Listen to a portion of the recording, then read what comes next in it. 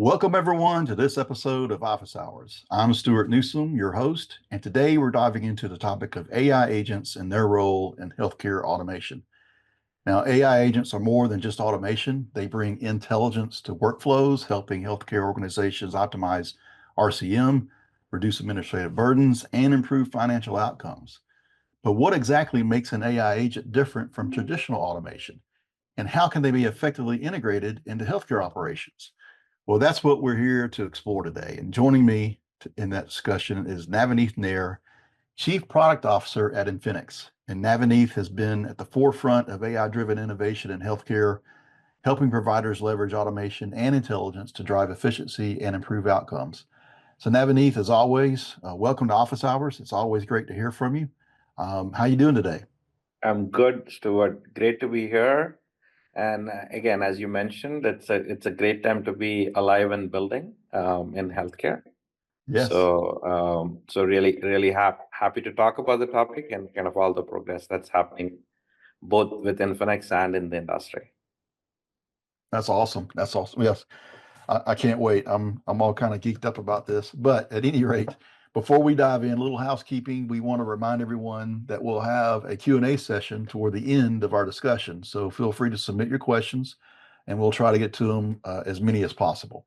So with that, Navaneeth, we'll jump right in. The concept of AI agents is generating a lot of buzz across the industries. I know we were just talking about how you can walk into a trade show arena or look at any given website from a healthcare technology standpoint, and AI is plastered everywhere.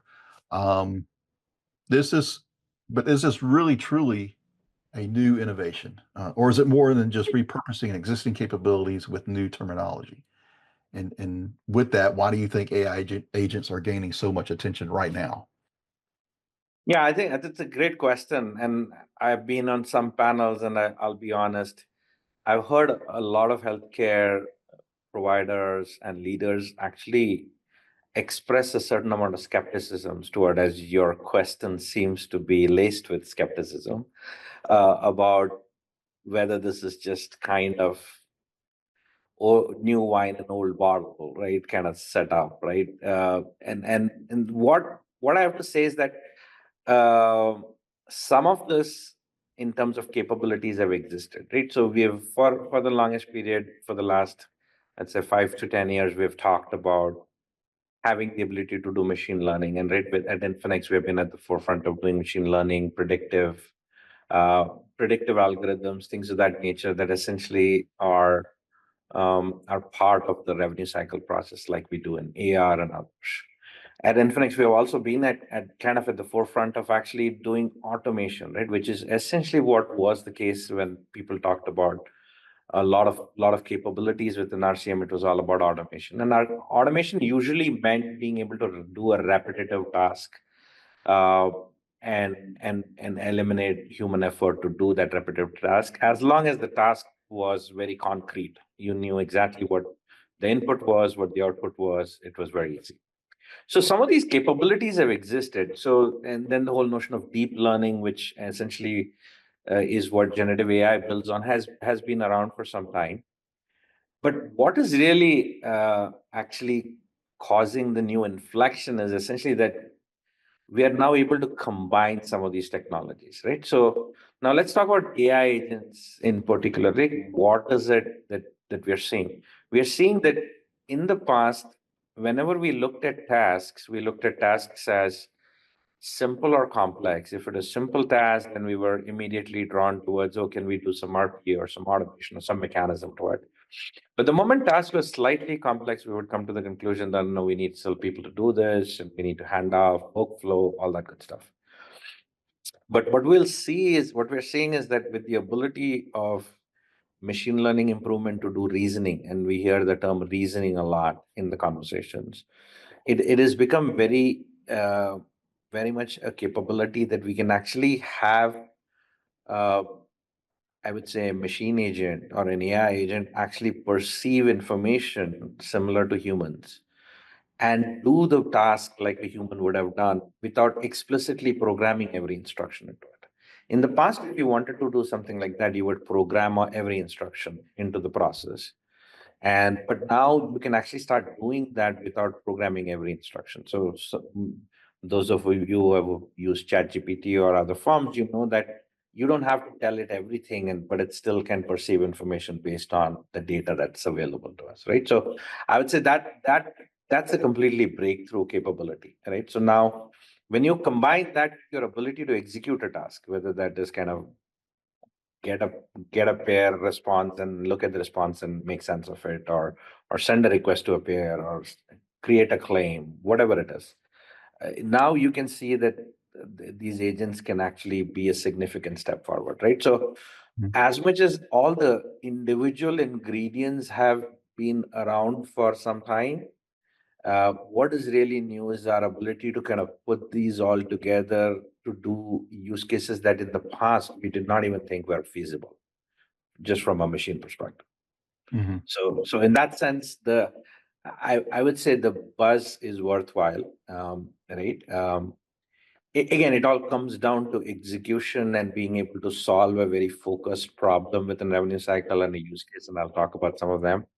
But it's more important to understand that the capability is new, but we still have, I would say, we still have a lot of work to do to make it real in what I call practical workflows.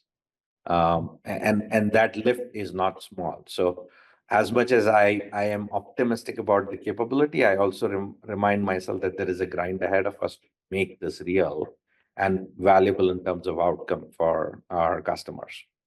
Right, right. So there's a maturity process for sure. So Absolutely. anything new, there's going to be a process where it has to grow up. It has to go through that maturity. And right there, it's just kind of the information. Understanding those concepts between AI agents as well as traditional automation tools like RPAs. You kind of touched on that already a little bit, but can you explain a little further? The differences between AI agents and automation tools like RPAs, just so like your average Joe may be thinking, they do look similar. What is the difference between? Absolutely. And I get this question all the time, even from senior leaders who are trying to understand this construct. So I'll use an example, but the biggest thing to remember is uh, what AI agents are capable of is a certain amount of autonomy to do a complete task because they have the ability to reason and make decisions, right? Mhm. So that is the critical construct difference between that and an RPA. And as you know, we have done a lot of autonomous or automation agents here at Infinix, right? And most of the times when we're building these automation agents, toward what we're doing is we are somewhat programmatically creating a rules decision tree that the agent needs to use, right? So if you're looking at an automation agent, the big thing is that you essentially have to program the decisions and the various decision trees and what action it needs to take in that automation agent. In case of an AI agent, you do not want to program that. It actually reasons. We prompt it to say that, hey, if you see certain kinds of these decisions, then take these actions. But we don't tell it exactly what decisions, and the action kind of the decision action pair is not programmed in. So what that means is that even if there is certain amount of variability, the AI agent can actually tackle that like a human can do and actually solve for it. Now, there are limits to how much variability it can tackle. And at some point, some variability will only be dealt with humans. But to some degree, it can actually deal with variability versus the moment you actually had certain variability and you had to do it with a traditional automation agent using RPA or other forms, it immediately breaks. Mhm. So let's take an example, and I think the area that at Infinix we've been working long and hard for many years is our prior authorization, as you know, and we've had the construct of agents in our platform for the longest period, right? And what, and I call them V1 agents, right? Version one agents, just like sometimes it's a little scary to think of agents kind of improving as V1, V2 because we kind of Right, start thinking about the movies and what right. might happen next when they grow up, right? But the V1 agents were essentially pure robotic automation with decision trees built in. So let's take authorization as a process, right? So there are 3 steps in authorization. You have to determine if authorization is required, initiate authorization, and then follow up to get results. So in the past, if you did some kind of an automation agent, you would have to program a decision tree to say, oh, looking at this pair and a plan, I think we need to go to this source to do automation. Oh, wait a minute, that source is available via an API and we need to send this input. Oh, this source is actually a portal and we need to actually invoke some kind of an RPA, give it inputs. If the portal changes even slightly or has different output being produced immediately, the thing breaks. The agent is like, okay, I got some results, but I can't make sense of it because you didn't program that into me, so I'm going to just drop the manual. So we would have the agent being able to do it when things are nice and happy and it's just structured, it would work well. But in many cases, as soon as there was a small variability in it, it would actually fail, right? That was, I would call agent V1, right? Think of that as what you would do in like a version 1 of an agent. And then the other thing in a version 1 agent that it could not do is the moment it needed to, many of the times during prior authorization, you need to submit the right amount of clinicals or answer clinical questionnaires. Agent particularly was not capable of answering clinicals purely based on looking at incoming clinical documentation. So we would, in most cases, within our platform, those tasks would immediately be handed to a human to do. And then the agent can take over and kind of do follow-up, which again is essentially more kind of just a repetitive task to follow up with the pair. But if the pair gives you information, whether it's peer review or denial, now the agent doesn't know anything. All it can do is throw it back to a human and say, hey, tell me what are they trying to do? So you can see the example, you still have the ability to have agents or automation agents, as we would call them. Now let's kind of take this and make them AI agents. In an AI agent scenario, and we are kind of actively in build for this, is you can actually make it an autonomous, just like a human agent would perform prior authorization. You can give it a clinical document. It can now look at the incoming plan and say, okay, I think I need to go to X source or Y source to get authorization. Identify how it can reach out to that source, whether that is through API directly or through portal. Understand the clinicals, understand what the requirements from the payer are, right? In some cases, the payers will ask you dynamic questions based on the clinicals. You end up entering a diagnosis code. I'm going to ask you these questions. Now, the AI can look at the question and say, yeah, I can answer these questions based on the clinicals I have. I can actually now fully autonomously initiate that authorization. So now you can see something that needed like human intervention and multiple steps in the past, even though you had automation agents working certain steps, could be turned completely autonomous, right? That's the big difference between what an AI agent can do and what the traditional automation agents or RP agents can do, right? That's how you should think about it, right? Now, can they do all kinds of tasks? Maybe not. But some of the tasks that I'm reflecting on, essentially, we believe that they can be adapted very well to do that. Awesome. Awesome. So very impactful, especially in revenue cycle management. Seems as there's all kind of opportunities in revenue cycle management. And you shared, some good real world examples there. Just wanted to kind of elaborate on how do these AI agents improve claims management and reduce denials, while still requiring some of that human intervention that you mentioned earlier. Yeah. Um, So I think when you think about claims, that there's an entire life cycle. If you really think about what is currently the problem with claims, is that you essentially have systems that are still reliant on humans correctly coding, humans correctly creating the charges and sending it out through the door. mhm, We are seeing payers actually ramp up the number of reasons why they denial. Even smaller things lead to denial. The third thing we're seeing is that payers are becoming far more sensitive to what I call the clinical aspect of the claim. That we are seeing that with United Healthcare and others, where there's a lot of information required denials, where they're saying, okay, you did this, but we want to get more information from you that justifies medical necessity to do this, as an example. So now, in this entire life cycle, you can now kind of transpose the autonomous agents that we were talking about, the AI agents. You could have an AI agent that actually looks at the incoming kind of charge that is going to be created, identify if it's complete and sufficient to actually to get first pass claim resolution. If it can actually predict any denial possibilities and actually take auto corrective actions, right? For example, oh, it might need information required. Let's attach the information out of the gate with the claim and send out the claim rather than just kind of wait on getting a denial and send the information. So these things are requiring information denial, high probability that we'll get that. Oh, there is a high probability that this may, we have seen that you're kind of saying Medicare, but Medicare may be secondary, there may be a primary, we should go look for a primary. Well, let's go do discovery of possible other insurances before we submit to Medicare and get a kind of COB denial of some kind. Mhm. So these are things now an autonomous agent can actually not only identify.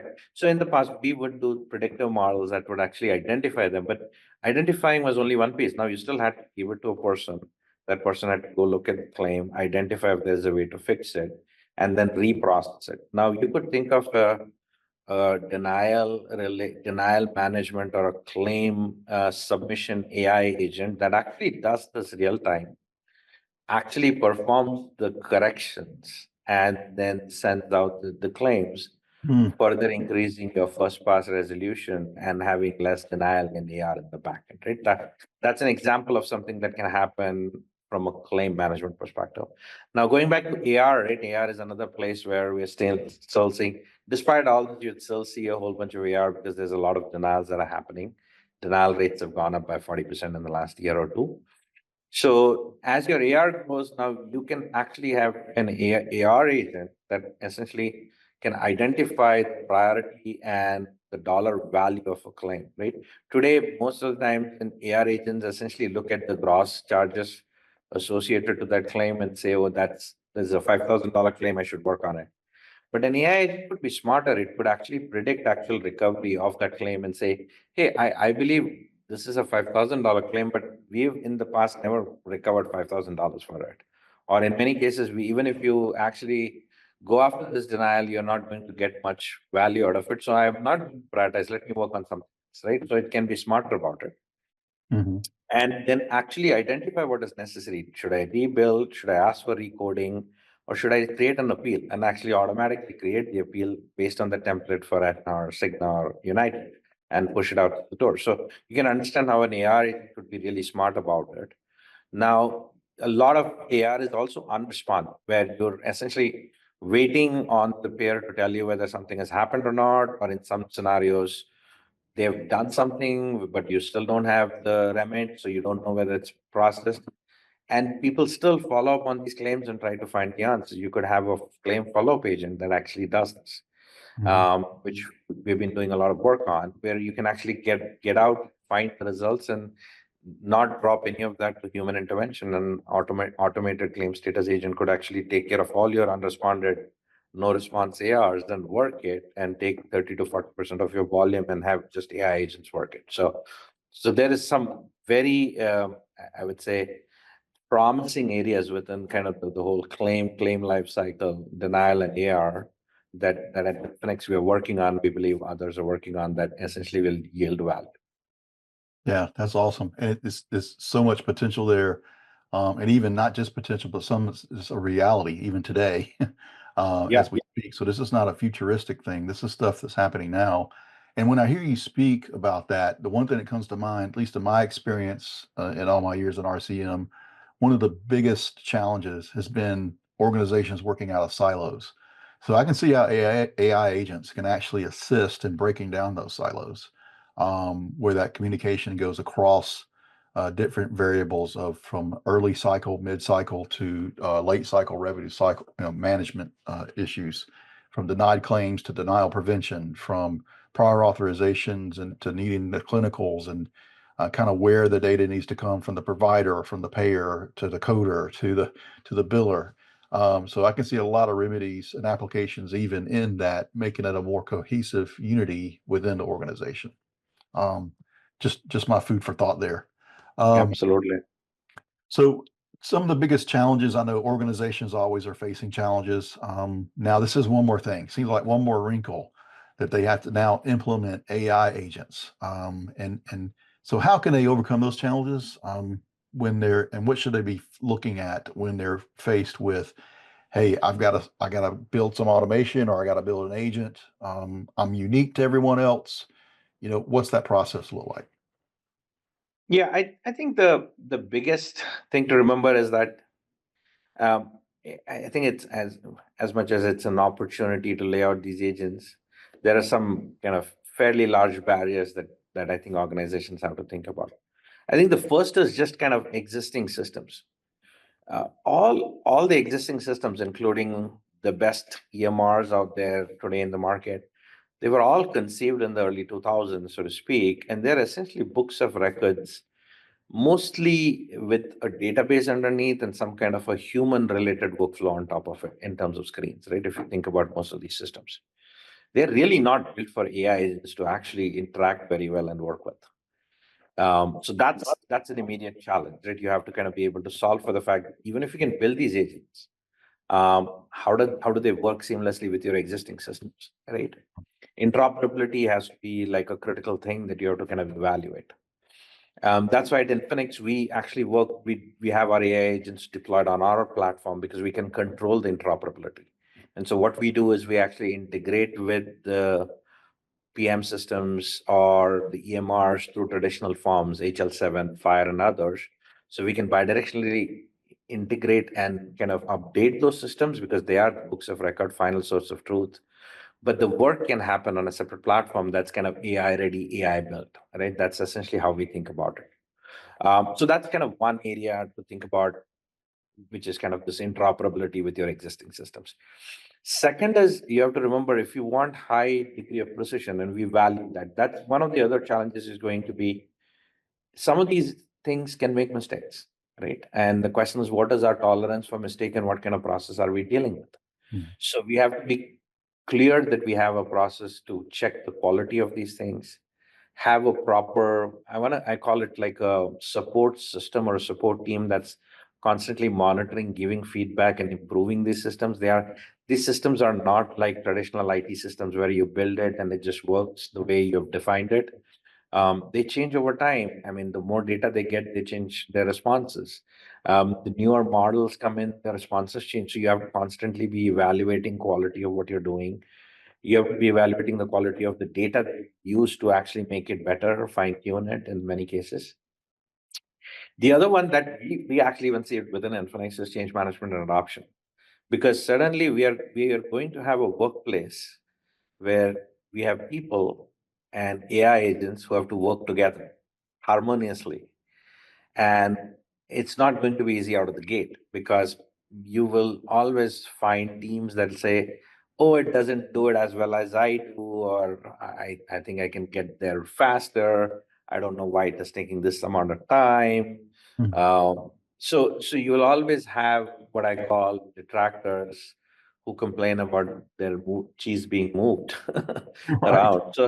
So you have to really kind of work with them on change management and make sure that they understand that a future workplace is going to be a workplace where human experts are going to work hand in hand with AI agents to perform any task. So that's an education that they have to go through. The other is, and you and I have talked about this, is regulatory and compliance concerns, right? Like, oh, what data are you giving it? What is the AI seeing? Who's seeing that data? Who's training the data, right? Um, I'm pretty sure there are a bunch of lawyers who are really happy about this and feel Right.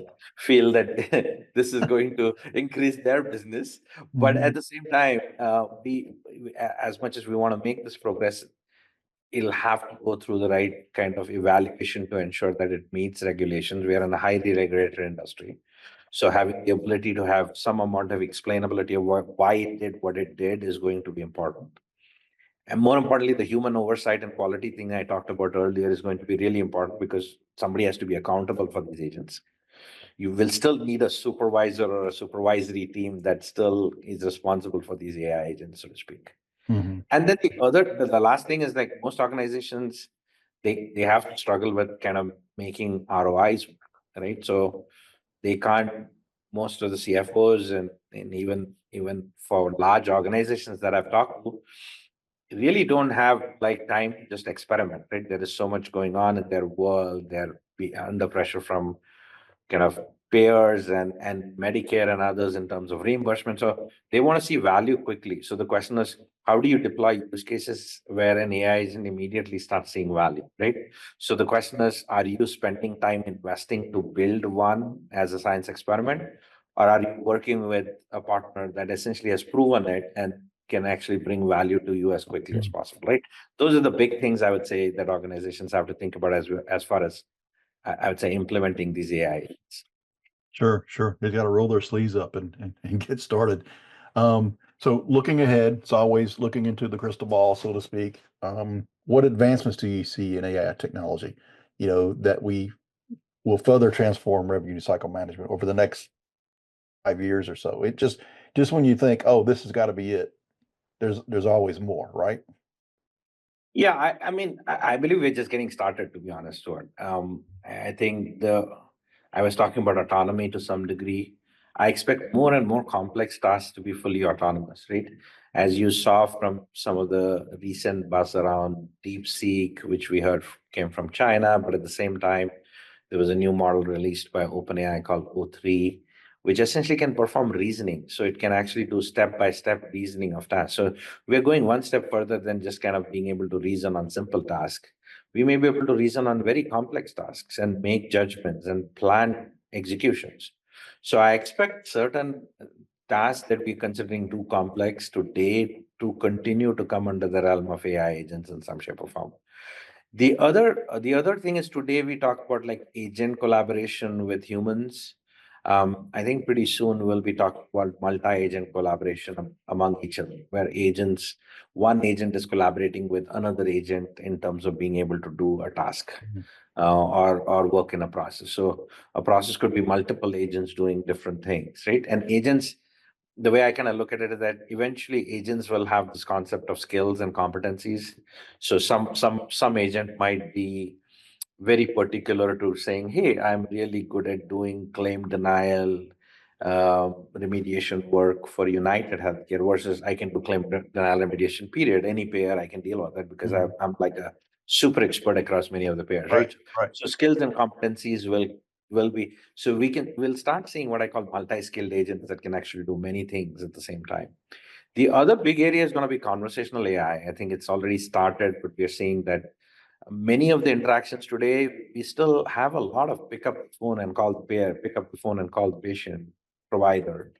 I expect a lot of that to become conversational AI in nature, where an AI based solution can actually make that call, get the right information, and update the right systems. Right. And then I think all of this would lead to, I would say, faster, higher interoperability between systems. Because I think today, a lot of what is broken in revenue cycle is the fact that the systems don't talk to each other well, and there is these silos, as you mentioned earlier. I think the AI will start to help bind these systems much closer because you're not having humans kind of ship data from one system to the other and then shovel it back from the other system back in. So we'll start seeing some of that. And of course, there are a lot of areas, whether it's contract management or coding or others, I'm already seeing AI agents start become really good. I think they'll continue to get better and actually kind of become autonomous in many of these areas. So I think these are, I would say, big areas that we'll see progression on. I won't go as far as many people say, oh, we'll have autonomous revenue cycle. I'm a pragmatist. I think revenue cycle is too big, too complex, with too many challenges to essentially become completely autonomous. But I Mhm. can see some processes, process steps, or process areas becoming completely autonomous with very limited exception handling by human experts. Nice, nice. Well, that's it for my questions. I'm going to now go to the audience and see if there are any questions there. So I just want to remind everyone, if you do have a question for Navaneeth or myself, just go ahead and fill it into the Q&A section. We do have one here, Navaneeth, that has to do with metrics. What metrics should organizations track to evaluate the effectiveness of AI agents in their revenue cycle processes? Sounds like a question for how do we keep AI accountable and measure Yeah, their I activity? I, I, I think maybe somewhat flip answer to it is no different than you would keep human agents accountable, is how I would think, right? I mean, if you really think about human agents today and that do work, there are two indicators, right? One is output and the other is outcome. So in many cases, we are measuring output. How many claims did they work? How many calls did they make? How many claims did they process? Things of that nature. So I think when you think about it, at the end of the day, it's about delivering those in terms of outputs, right? So those outputs are still relevant. But I believe the outputs are only the leading indicators. They're not the final metrics. The final metric should be the efficacy of the outcomes. And what I mean by that is, what's your first pass clean claim kind of approval rate, right? How much AR denial are you processing and getting money back where you don't have write-offs? How much prior authorization denials do you see because you've not submitted the right information, right? What's your turnaround time on an authorization? Has it significantly improved? Right. So I would say output measures to look, if you looked at the agent purely in the sense of a human agent doing work. But the whole point of implementing this is not just efficiency, it's about effectiveness, right? So effectiveness should be in outcome metrics, whether that is authorization approval rates, whether that is reduction in denial rates, reduction in write-off, first pass clean claim. I would have organizations think about both of them when deploying these. The output ones are good to initially track, like that they are at least you're gaining the efficiency and reducing kind of your human footprint to do the same work. But ultimately, you still have to look for the outcome metrics. Absolutely. Well, we have one more question that we're going to sneak in. It's from Alton. Said, how do companies balance cost in deploying AI solutions while maintaining compliance? Yeah, so I think the big thing on cost is and I kind of talked about this a little bit, is the question is, are you going to go experiment yourself, or are you finding a partner who actually has done the experiments on your behalf? That's number one, right? So that's kind of the first thing to think about the cost. The second thing from a cost perspective, you have to think about is, are you going to have to figure out how to size for capital expenditure, whether that is in terms of infrastructure or software or other things? Or are you able to get an AI agent that actually you can actually buy a subscription, just like you can actually get a user on contract, right? So if I were out there looking for somebody to do AR for me and I was going to go contract a contract employee, I don't have to worry about benefits. I don't have to worry about health insurance. You have to think about the AI agent similarly. You have to say, hey, can I get an AI agent, but then I don't have to worry about building it or training it or teaching it. It knows how to do my work. I'm ready to pay it a subscription or a monthly full-time equivalent kind of cost to it. Hopefully it's 2 to 3 times more effective than the person who's working on it. As long as you can get that, then the cost issue is somewhat mitigated. But if you have to think about capital expenditure, then it becomes a challenge. Right, right. Awesome, awesome. Well, I don't see any further questions. And that brings us to the end of today's discussion on AI agents and healthcare automation. We've really covered a lot of ground today, from understanding what AI agents are and how they differ from traditional automation to real world cases that Navaneeth has given, some implementation challenges, even some compliance challenges, and even what the future of AI holds for RCM. So huge thank you, Navaneeth, for sharing your insights and expertise today. It's always such a great pleasure to hear your perspective, especially on AI, but really just anything in technology and RCM and how that's shaping healthcare. So thank you for joining us. I appreciate. Always pleasure talking to you, Stuart. All right. And of course, thanks for everyone else for joining us as well on this episode of Office Hours. If you didn't get your question in, or just feel free to reach out to us. We'll do our best to follow up with you. So stay tuned for sessions where we continue to explore innovations that are transforming healthcare. So until next time, take care, and we'll see you at the next episode of Office Hours.